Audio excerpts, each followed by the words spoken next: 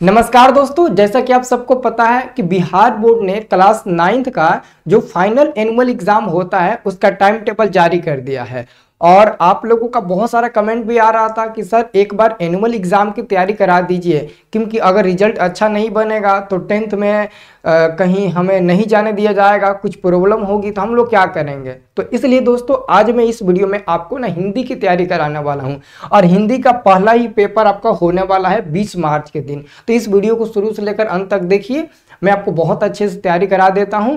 और माफ करना, 1-2 दिन मैं शाम को क्लास नहीं लिया, इसका रीजन मैंने आपको ग्रुप में बताया ही था कि घर में शादी है, इसलिए 1-2 दिन डिस्टर्ब तो होबे करेगा, ठीक है। और एक दिन हम डिस्टर्ब रहेंगे, वो भी 7 तारीख के दिन शाम को। बाकी आपका जो क्लास सुबह शाम चलता है वो चलेगा। और आपका टाइम टेबल जो है वो मैं बना दिया हूं, अभी इसी वीडियो में आपको टाइम टेबल दिखा दूंगा, स्क्रीनशॉट ले लीजिएगा, ग्रुप में भी डाल देंगे और उसी टाइम टेबल से हमारा अब पूरा क्लास कंटिन्यू होगा, ठीक है। चलिए हम शुरू करते हैं। आप यहाँ पर ध्यान से देखिएगा, हमारा क्लास 9th का एग्जामिनेशन हो रहा है 2025 का, 2025 वाला। ये दोस्तों एनुअल एग्जाम है, ये फाइनल एग्जाम है, कोई भी मंथली एग्जाम नहीं है। और ये मातृभाषा आपका हिंदी है, तो इसकी हम तैयारी आपको बहुत बढ़िया से एक बार करा देते हैं, ठीक है ना।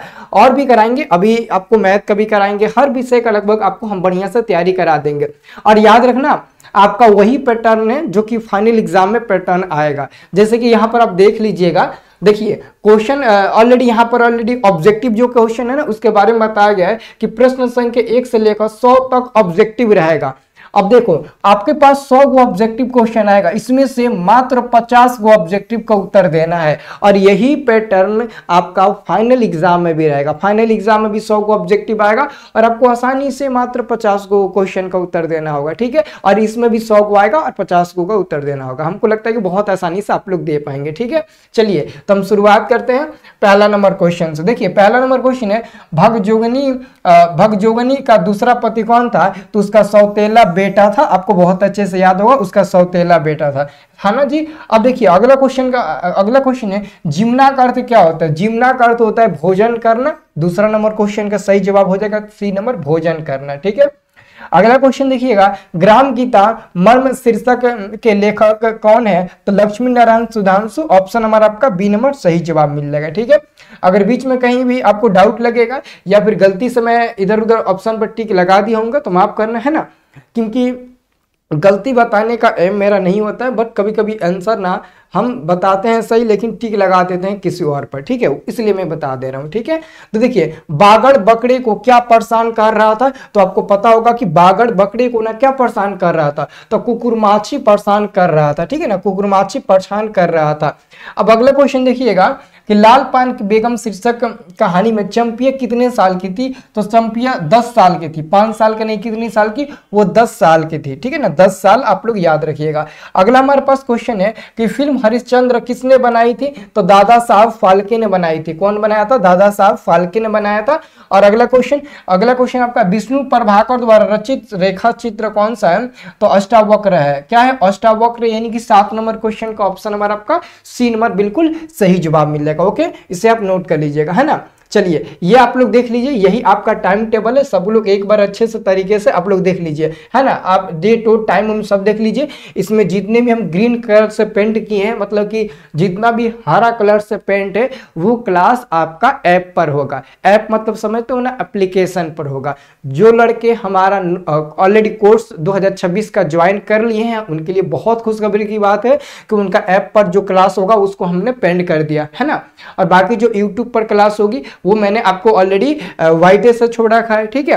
और जो आपका पूरा कंप्लीट फुल नोट्स मिलेगा, चैप्टर वाइज सब्जेक्टिव पूरा कंप्लीट, वो आपको ऐप पर ही मिलेगा। उसका वो आपका पेड कोर्स होगा, उसमें ही आपको मिलेगा। और नीचे हमने संडे का कोई रूटीन नहीं दिया है। संडे का इसलिए रूटीन नहीं दिया है क्योंकि संडे का एक टेस्ट यूट्यूब पर होगा तो एक टेस्ट आपका ऐप पर होगा। और ऐप पर जो टेस्ट होगा वो समझ लो विनर वाला टेस्ट होगा, जो कि मैंने आपको बताया था। कुछ इनाम वाला भी टेस्ट आप लोगों को दिया जाएगा, उसमें इनाम का राशि कुछ दिया जाएगा। इसलिए संडे का हम लोग अभी फिलहाल इधर टेस्ट लेंगे, क्योंकि पढ़ना जरूरी है, साथ में उसका टेस्ट भी देना जरूरी है। इसलिए संडे में हम लोग अभी छोड़े हुए हैं। तो अभी कुछ हम सिलेबस पढ़ेंगे ना, 1-2 यूनिट हर सब्जेक्ट का पढ़ लेंगे तो हम लोग और संडे के दिन टेस्ट देना शुरू कर देंगे। एक टेस्ट सुबह में देंगे जो कि ऐप पर होगा, आप कभी भी दोपहर में कभी भी दे सकते हो, या फिर उसका टाइम आप लोग फिक्स करिएगा, उसी टाइम से होगा। और शाम वाला आपका टेस्ट यूट्यूब पर होगा सभी लड़कों के सामने, वहां पर हम अपनी अपनी काबिलियत दिखाएंगे कि कौन कितना पानी में है, ठीक है।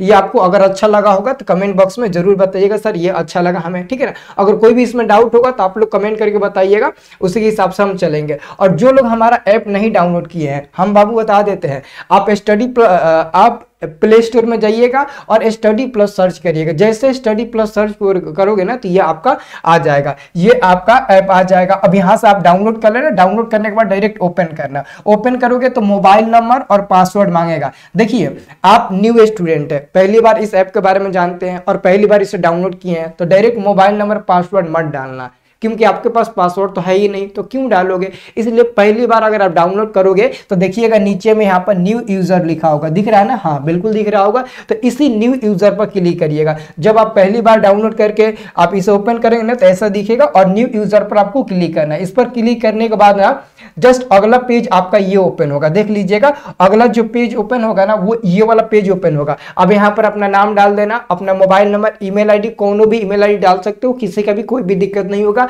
और स्टेट अगर बिहार से हो तो बिहार भरना, यूपी से हो तो यूपी भरना। और सिटी मतलब कि आप अपने शहर का नाम भर देना, जैसे कि मैं सीवान जिला से हूँ तो मैं सीवान भर दूंगा, है ना। और मतलब कि जो भी आप भरना चाहते हो सिटी का नाम आप भर सकते हो। उसके साथ आप पासवर्ड अपने मन से भरिएगा, अपने मन से कि कौन सा पासवर्ड भरे ताकि वो हमको हमेशा याद रहे। अब ऐसा नहीं है कि अगर आप पासवर्ड भरते हो अब भूल जाते हो तो कोई दिक्कत होगा। अगर आप भूल भी जाओगे ना तो फॉरगेट कर लोगे, फॉरगेट करने के लिए आता है, मैं आपको बता दूंगा, ठीक है ना। लेकिन बढ़िया पासवर्ड रखना जो कि आपको हमेशा के लिए याद रहे। उसके बाद रजिस्टर पर करना, रजिस्टर हो जाएगा और ये आपका पेज ओपन हो जाएगा। यहाँ पर आपको सब कुछ देखने को मिल जाएगा, ऑल कोर्स, ये लाइव क्लास। देखो इस लाइव क्लास में ना दो ऑप्शन आपको दिखेंगे, एक 2026 वाला, एक 2025 वाला। तो 2025 वाला वीडियो चलाइएगा तो नहीं चलेगा, क्योंकि आप तो 2026 के लिए पढ़ाई करना चाहते हो ना, तो 2025 का वीडियो देखोगे तो वहां पर नहीं चलेगा, अगर चलेगा भी तो पैसा मांगेगा। इसलिए 2026 वाला आप लोग खोजिएगा, 2026 वाला। हालांकि खोजने की जरूरत नहीं है, लाइन बाय लाइन सब है ना। उसके बाद से यहाँ पर आपको सारा बुक्स मिल जाएगा। हम यहाँ पर बुक्स भरने वाले हैं, जितना आपका एनसीईआरटी का बुक है ना सारा चीज इसमें आपको मिल जाएगा, बिल्कुल ये आपको फ्री में मिल जाएगा। बाकी यहाँ पर ऑल टेस्ट यहीं पर होगा, फ्री वीडियो यहाँ पर देखने को मिलेगा, my course, all course, free video, free PDF और फ्री टेस्ट और सोशल मीडिया लिंक। यहाँ पर हमारा जितना भी व्हाट्सअप चैनल है, टेलीग्राम चैनल है, यूट्यूब चैनल है, सब चीज का यहाँ पर आपको लिंक मिल जाएगा, ठीक है। और देखो अगर आपके पास ऑनलाइन पेमेंट करने की कोई सुविधा नहीं होगी तो एक काम करना, जिसके पास ऑनलाइन पेमेंट करने की सुविधा है डायरेक्ट ऐप में ही पेमेंट करके अपना बैच को परचेज कर लीजिएगा। और जिसके पास ऑनलाइन पेमेंट करने की सुविधा नहीं है, देखो हमने यहाँ पर मोबाइल नंबर अपना दिया, ये मेरा खुद का मोबाइल नंबर है। आप किसी दूसरे व्यक्ति से या फिर किसी दूसरे मोबाइल से या फिर दुकानदार से, किसी से भी आप डायरेक्ट हमारे इस नंबर पर पेमेंट कर देना, गूगल पे, पेटीएम या पे फोन। और पेमेंट करके जस्ट फोन करना, कहना सर देखिए ना हमने आपके नंबर पर पेमेंट कर दिया, मेरे पास ऑनलाइन की सुविधा नहीं थी, अब आपको हमको ना व्हाट्सएप हमको ऐप में जोड़ देना है, तो हम आपको तुरंत ऐप में जोड़ देंगे, कोई भी प्रॉब्लम नहीं आएगी, ठीक है। इस बात को याद रख लो, ठीक है, कोई भी प्रॉब्लम नहीं आएगी। अगर कोई प्रॉब्लम आती है तो मेरा नंबर है ऑलरेडी, डायरेक्ट संपर्क करना है ना, व्हाट्सएप पर मैसेज करना या फिर डायरेक्ट ऐसे कॉल करना, हम आपके साथ रहेंगे, ठीक है। अब अगला क्वेश्चन देखिएगा, अष्टावक्र ने कहां से पैसे निकाल कर मां के जलते हुए हाथ में रखे, तो लोटे से। ऑप्शन नंबर आपका बी नंबर सही जवाब मिल जाएगा। अगला क्वेश्चन देखिएगा, अगला क्वेश्चन है राजकुमार राम कुमार लेखक के अलावा और क्या थे, चित्रकार भी थे, सी नंबर आपका सही जवाब मिल जाएगा। टोल्स्टॉय के कपड़े कहाँ टंगे हुए थे, तो दीवार पर टंगे हुए थे, आपका आंसर मिल जाएगा सी नंबर, दीवार पर टंगे हुए थे। अगला क्वेश्चन है टोल्स्टॉय एक रूसी लेखक है, टोल्स्टॉय के घर में शीर्षक पाठ में कार कितनी मील की रफ्तार से भागी जा रही थी, 70 मील की रफ्तार से भागी जा रही थी। अगला क्वेश्चन आप देखिएगा, देश की औसत वर्षा कितने सेंटीमीटर आंकी गई है, तो 110 सेंटीमीटर, है ना। अगला क्वेश्चन है चित्रकूट पर्वत कहाँ है, तो चित्रकूट पर्वत कहाँ है, आप सबको याद होना चाहिए चित्रकूट पर्वत कहाँ है, तो जैसलमेर के पास है ना। ऑप्शन नंबर आपका बी नंबर सही जवाब मिल जाएगा। अगला क्वेश्चन आप देखिएगा यहाँ पर 14 नंबर क्वेश्चन, ओके देखिएगा 14 नंबर क्वेश्चन, भारतीय रेलवे क्या करती है, तो गंतव्य स्थान पर पहुंचाती है, ऑप्शन नंबर आपका ए नंबर सही जवाब मिल जाएगा। 15 नंबर क्वेश्चन को ध्यान से देखिएगा, सुखी नदी का पुल शीर्षक पाठ में ड्राइवर वाली सीट पर कौन बैठा है। देखो इसका आंसर कमेंट करके हमें जरूर बताना, क्योंकि हमें कंफ्यूजन है। कंफ्यूजन नहीं, आसान क्वेश्चन है, क्योंकि मैंने ये चैप्टर हमको पढ़े हुए ज़्यादा कुछ दिन हो गए, इसलिए थोड़ा सा दिमाग से उतर गया है। एक दो क्वेश्चन दिमाग से हमें उतर गया है, जो कि बहुत आसान है। मैं उम्मीद करूँगा उसका आंसर आप खुद जानते होंगे, तो आप खुद कमेंट करके बता देना। अगर नहीं जानते होंगे तो कमेंट बॉक्स चेक करना, कोई ना कोई जरूर बता दिया होगा, है ना। चलिए अगला क्वेश्चन के हम लोग बढ़ते हैं। सभी लोग वीडियो को लाइक जरूर कर देना। अब देखिए अगला क्वेश्चन पूछा है, रविंद्रनाथ टैगोर का जन्म कब हुआ था। 1861 ईस्वी में इनका जन्म हुआ था। 1861 ईस्वी में जन्म हुआ था। अगला क्वेश्चन आपका है कि हमारी शिक्षा में पढ़ने की क्रिया के साथ साथ सोचने की क्रिया होती है ना। अगला क्वेश्चन है, अगला क्वेश्चन आपका ध्यान से देखिएगा। अगला क्वेश्चन आपका आता है दोस्तों 18 नंबर। 18 नंबर आपका क्वेश्चन है, शांति निकेतन की स्थापना कहाँ की गई थी। तो बीरपुर के निकट की गई थी। अगला क्वेश्चन है, रविंद्रनाथ टैगोर का निधन यानी कि इनका मृत्यु कब हुआ था। तो मृत्यु हुआ था 1941 ईस्वी में। 1941 ईस्वी में इनका मृत्यु हुआ था। अगला क्वेश्चन आपका है 20 नंबर। 20 नंबर क्वेश्चन है, किसे देखकर बूढ़े सोनेलाल की आंखों में आंसू आ गया, है ना। तो बुच्ची दाई को देखकर उनकी आंखों में आंसू आ गया। अगला क्वेश्चन निबंध है, इसमें से निबंध कौन है। तो ये आपका निबंध हो जाएगा, विचारों की सुनियोजित अभिव्यक्ति, है ना। ये आपका निबंध है। निबंध क्या है, तो ये है ना। ऑप्शन नंबर आपका डी नंबर सही जवाब मिल जाएगा। अगला क्वेश्चन 22 नंबर। 22 नंबर क्वेश्चन है, भारतीय रेलें हमें विकास दर्शन समझाती है। तो जीवन का है ना। अगला क्वेश्चन है, रेल यात्रा शीर्षक पाठ के रचयिता कौन है। तो शरद जोशी। ऑप्शन नंबर आपका बी नंबर सही जवाब मिलेगा, शरद जोशी। ओके, अब देखिएगा अगला क्वेश्चन। अगला क्वेश्चन 24 नंबर, संत कवि रविदास का मूल नाम क्या है। तो रविदास, है ना। अगला क्वेश्चन है, थनहर दूध जो है ना। अब रुकिए, ये थोड़ा सा ऊपर कर लेते हैं ना। तो याद रखना, थनहर दूध जो, अब डैश डैश खाली स्थान पर क्या बढ़ेंगे। तो बछरू जुठारी, है ना। ये दोस्तों कोई ना कोई कवि की पंक्ति है ना, किसी न किसी कविता की पंक्ति है। थनहर दूध जो बछरू जुठारे, आंसर आपका डी नंबर वाला सही जवाब मिल जाएगा, है ना। अगला क्वेश्चन आपका 26 नंबर है। ये प्रश्न आपका आता है, बांस का अर्थ क्या होता है। देखिए बांस, वो बांस नहीं, बांस मतलब बंबू होता है, वो बांस नहीं, वो अलग होता है। ये है आपका बांस, ऊपर में बिंदु नहीं है, इसलिए बांस। इसका मतलब स्थान ग्रहण करना, स्थान छेंकना, या फिर स्थान ग्रहण करना। देखो स्थान ग्रहण करना का मतलब ही होता है सोना। तो आप डायरेक्ट कह सकते हो कि सोना हो जाएगा। क्या हो जाएगा, सोना। कौन सोना, गोल्ड नहीं, स्लिप मतलब सोना। वो गोल्ड मत समझ लेना, गोल्ड नहीं होता है ना। अगला क्वेश्चन है, हिंदी के एक प्रसिद्ध सूफी कवि कौन है। मंझन जी। आपका आंसर हो जाएगा बी नंबर। अगला क्वेश्चन देखिएगा, प्रेम ज्योति से सारे विश्व में प्रकाश फैलता है। सी नंबर वाला आपका सही जवाब मिल जाएगा। अगला क्वेश्चन अब ध्यान से देखिएगा। अब अगला क्वेश्चन, को भव मुंडिया सन्यासी कोई जोगी भयो, किस कविता के पंक्ति है। तो रैदास पद, है ना, रैदास जी का। अगला क्वेश्चन देखिएगा, देखते रह थक गई आंखें। ऑप्शन नंबर डी सही जवाब मिल जाएगा। अगला क्वेश्चन देखिएगा, बेली का अर्थ क्या होता है। देखिए बेली का अर्थ होता है लता। क्या होता है, लता होता है। बेली का अर्थ होता है लता। अगला क्वेश्चन को देखेंगे, महादेवी वर्मा की दीक्षा कहाँ हुई थी। प्रयाग में हुई थी, प्रयाग में हुई थी। अगला क्वेश्चन है, महादेवी वर्मा ने अपने जीवन में अभिव्यक्ति का महत्वपूर्ण साधन किसे माना है। तो प्रार्थना को माना है, प्रार्थना को। ऑप्शन नंबर आपका सी नंबर मिल जाएगा। अगला क्वेश्चन आपका है कि आ रही रवि की सवारी शीर्षक कविता किस कविता संकलन से ली गई है। निशा निमंत्रण, है ना, याद रखिएगा। अगला क्वेश्चन हमारा है 9। अगला क्वेश्चन है, 9 किरण का रथ सजा है, कली कुसुम से डैश डैश तो पथ सजा है। ऑप्शन नंबर डी आपका सही जवाब मिल जाएगा। अगला क्वेश्चन देखिएगा, केदारनाथ अग्रवाल रचित कविता कौन सी है। तो पूरा हिंदुस्तान मिलेगा। इसके लेखक कौन है, पूरा हिंदुस्तान मिलेगा के लेखक है केदारनाथ अग्रवाल। ठीक है, अब याद रखिएगा लेखक उसके कौन है, केदारनाथ अग्रवाल जी हैं। ठीक है ना। चलिए अगला क्वेश्चन आप देखेंगे। अगला क्वेश्चन आप देखिएगा यहाँ पर 37 नंबर क्वेश्चन क्या कहता है। 37 नंबर क्वेश्चन कहता है, जो जरूरी नहीं है उसे त्यागने की कसम किसने खा ली है। जो जरूरी नहीं है उसे त्यागने की कसम किसने खा ली है, कवि ने खा लिया है। ऑप्शन नंबर आपका डी नंबर सही जवाब मिल जाएगा। अगला क्वेश्चन है, कवि राजेश जोशी किसकी कार में निकल जाने की बात करते हैं, है ना। तो न्यायाधीश की कार में निकल जाने की बात करते हैं, है ना। ऑप्शन नंबर ए सही जवाब मिल जाएगा। अगला क्वेश्चन है, अगला क्वेश्चन आपका है कि सफेद कार में कौन गया। तो इसका आंसर आपको कमेंट बॉक्स में बताना है। ठीक है।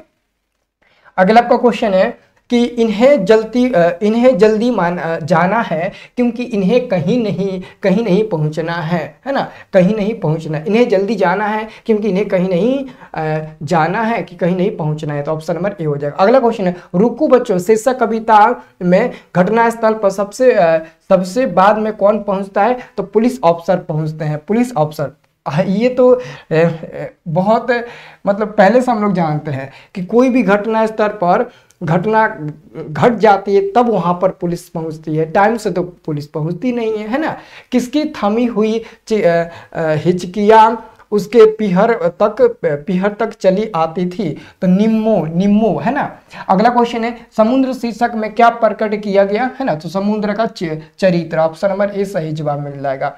अगला क्वेश्चन आप देखिए, अगला क्वेश्चन आपका है 44 नंबर, भारत सरकार ने संस्कृति मंत्रालय में सचिव के पद पर थे तो कौन थे? तो सीताकांत महापात्र। अगला है, कवियत्री महादेवी वर्मा छाया में पलने की बात करते हैं तो मलय बयार छाया में पलने की बात करते हैं। ऑप्शन नंबर 45 का ए नंबर आपका बिल्कुल सही जवाब मिलेगा। 46 नंबर क्वेश्चन देखिए, मधुबनी चित्रकला में खाली स्थान नहीं छोड़े जाते हैं क्योंकि खाली स्थान रहने पर चित्रकारी पूरी नहीं होती है। ऑप्शन नंबर ए सही जवाब मिल जाएगा। अगला क्वेश्चन अब ध्यान से देखिएगा। अगला क्वेश्चन 47 नंबर है कि मनोरंजन नाटक मंडली के संस्थापक कौन थे? तो पंडित ईश्वर प्रसाद शर्मा है ना, गजब नाम था, पंडित ईश्वर प्रसाद शर्मा है ना। चलिए अगला क्वेश्चन हम लोग देखते हैं।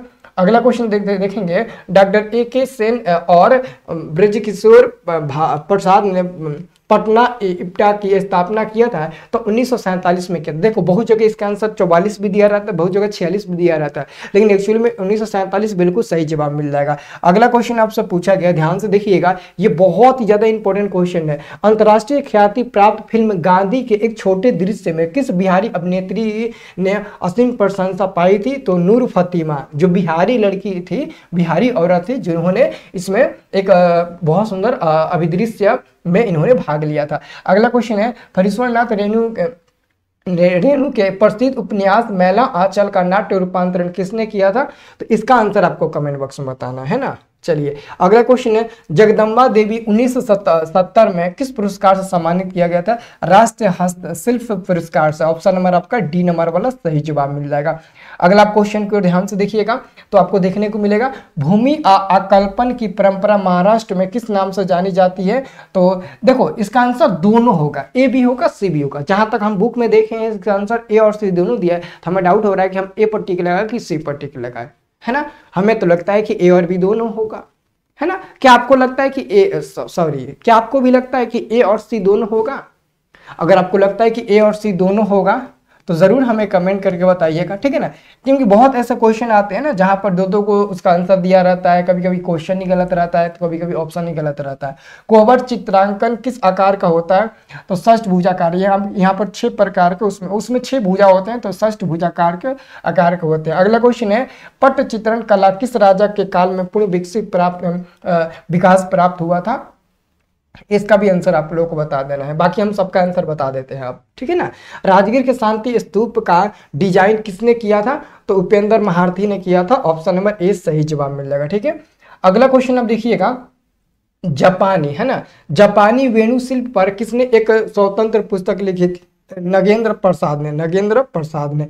अब अगला क्वेश्चन देखिएगा, सर्वश्रेष्ठ शहनाई वादक थे, देखिए विश्व प्रसिद्ध शहनाई वादक बिस्मिल्लाह खां, जिनका जन्म बिहार के डुमराव में 1916 में हुआ था। इनका जन्म आप लोग को याद रखना है, ठीक है ना। शहनाई वादक बिस्मिल्लाह खां, है ना। अब देखिएगा अगला क्वेश्चन आपका है, निम्न में कौन सर्वोदवादक है ना। ये तो हमें पहले ही से ही पता था, इसका आंसर हमें नहीं पता है ना। अगला क्वेश्चन देखिएगा, धनगाई के ध्रुपद परिवारों का संबंध किस राजघराने से था? तो डुमराव राजघराने से। ऑप्शन नंबर आपका सी नंबर सही जवाब मिल जाएगा, ठीक है। अब देखिए अगला क्वेश्चन आपका है 60 नंबर ना, पखावज वादक थे, इसका भी आंसर आप लोग बताइएगा। यानी कि 6 क्वेश्चन का आंसर हम नहीं बताए हैं, 6 क्वेश्चन का आंसर हम नहीं बताए हैं जी। आप उसका आंसर एक बार देख लीजिएगा क्योंकि हमें बुक पढ़े हुए कुछ ज़्यादा दिन हो गया, ठीक है, इसलिए। ओके चलिए अब देखिए अगला क्वेश्चन, ताप का अर्थ। देखो ताप का विलोम होता है शीत, क्या होता है, शीत होता है। तो आप आंसर टिक लगाइएगा, शीत होता है, ताप का विलोम, है ना।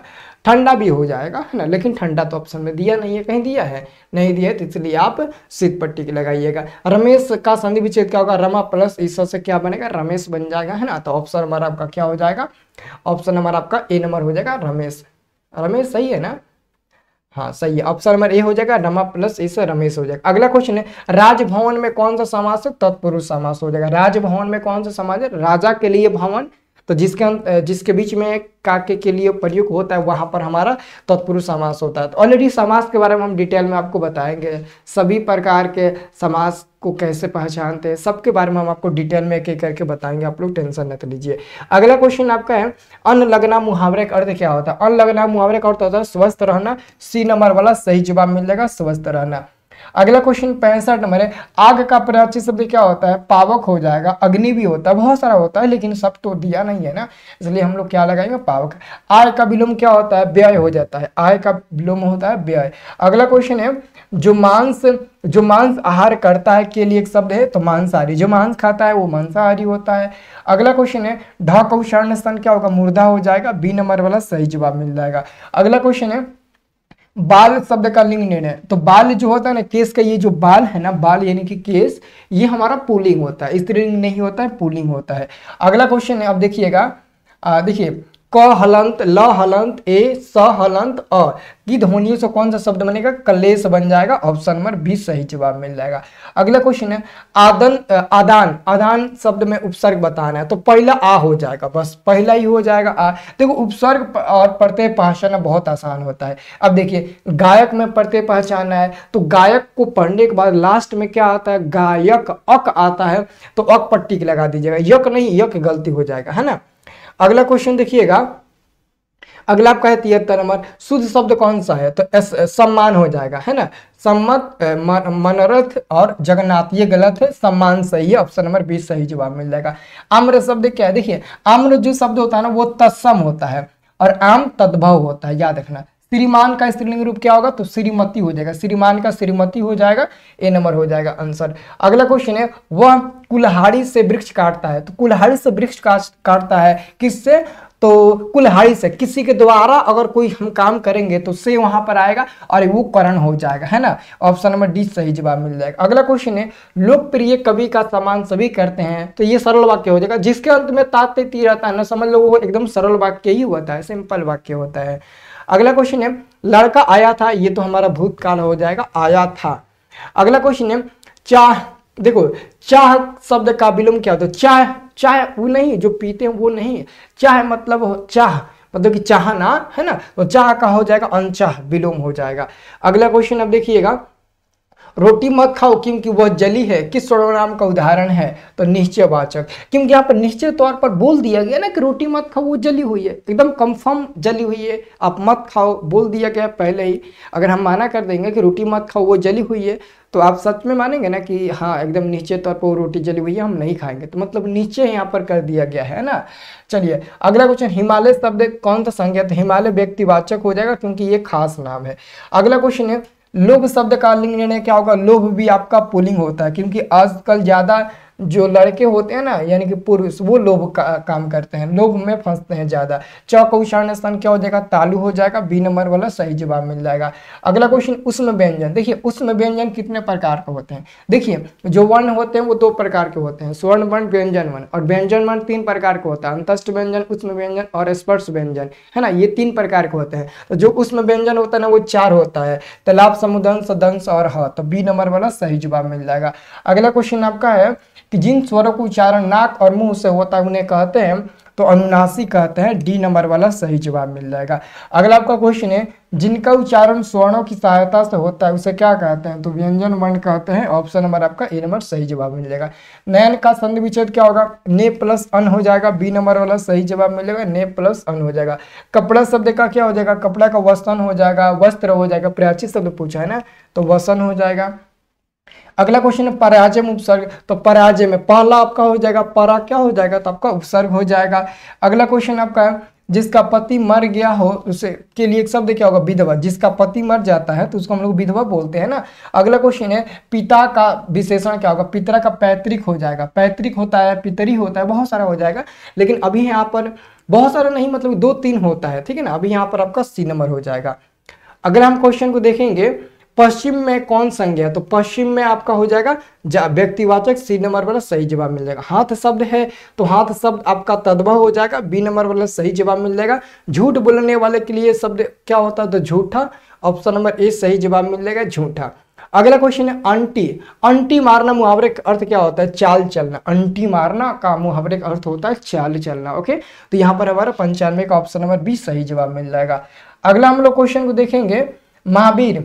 महावीर में कौन समास है, तो महावीर में आपका कर्मधारय समास हो जाएगा, महावीर में कर्मधारय समास हो जाएगा, ठीक है। डिबिया शब्द है तो डिबिया दोस्तों देशा शब्द होता है, क्योंकि हम अपने ही देश में डिबिया शब्द का उपयोग करते हैं, अन्य दूसरे देशों में नहीं किया जाता है। अगला क्वेश्चन है वर्षा के लिए मेघ चाहिए, किस कारक उदाहरण है, तो संप्रदान हो जाएगा, क्योंकि का के लिए है यहाँ पर। निम्न में शुद्ध शब्द कौन सा है, अर्थात। अर्थात आपका शुद्ध शब्द होता है। अगला क्वेश्चन है सरोज का संधि विच्छेद क्या होगा, सरज प्लस ज, ये आपका सरोज बन जाएगा, ऑप्शन नंबर आपका 20 सही जवाब मिल जाएगा। सब्जेक्टिव क्वेश्चन की अगर तैयारी करना चाहते हो तो देरी मत करो, आप स्टडी प्लस ऐप को डाउनलोड करो, है ना। और स्टडी प्लस ऐप को जैसे डाउनलोड करोगे सब्जेक्टिव क्वेश्चन आपको पढ़ाएंगे, तो स्टडी प्लस ऐप में उसका पीडीएफ दे देंगे। अगर टाइम मिलेगा तो जरूर पढ़ाएंगे यूट्यूब पर, नहीं टाइम मिलेगा उसका पीडीएफ आपको उसमें डाल देंगे। तो आप जल्दी से जल्दी स्टडी प्लस ऐप को डाउनलोड करिए, देरी मत करिए। स्टडी प्लस ऐप का लिंक डिस्क्रिप्शन बॉक्स में भी दिए हैं, नहीं तो जाओ प्ले स्टोर में सर्च करो स्टडी प्लस, तुरंत आपको ऐप दिखेगा, उसे आप तुरंत डाउनलोड कर लेना। ओके, ठीक है। तो हम मिलेंगे अब नेक्स्ट क्लास में। सुबह में आपको ना अपने कोर्स का रिकॉर्डेड वीडियो जरूर देखना है ऐप पर और यूट्यूब पर, जहां से चाहें वहां से आप देख सकते हो। सब लोग सुबह में 5 बजे रिकॉर्डेड वीडियो अपना देख लीजिएगा कोर्स का। आज आपका जो मैथ का चैप्टर 1 है वो अच्छे तरीके से फिनिश हो गया है ना, अच्छे तरीके एनसीईआरटी का पूरा आपका एक्सरसाइज चारों खत्म हो गया है। अब चारों का वीडियो, चारों का पीडीएफ आपको हम दे ही दिए हैं। अब दोस्तों बचा है उसका ऑब्जेक्टिव क्वेश्चन करना और एक बार उसका सब्जेक्टिव क्वेश्चन, जो भी आपका प्रीवियस ईयर पूछा है क्वेश्चन में, वो अब आपको बताना मतलब कि पड़ता है जरूरी, ठीक है। तो वो भी हम आपको बताएंगे। तो आप क्या करो, जल्दी से जाओ स्टडी प्लस ऐप को डाउनलोड कर लो, ठीक है।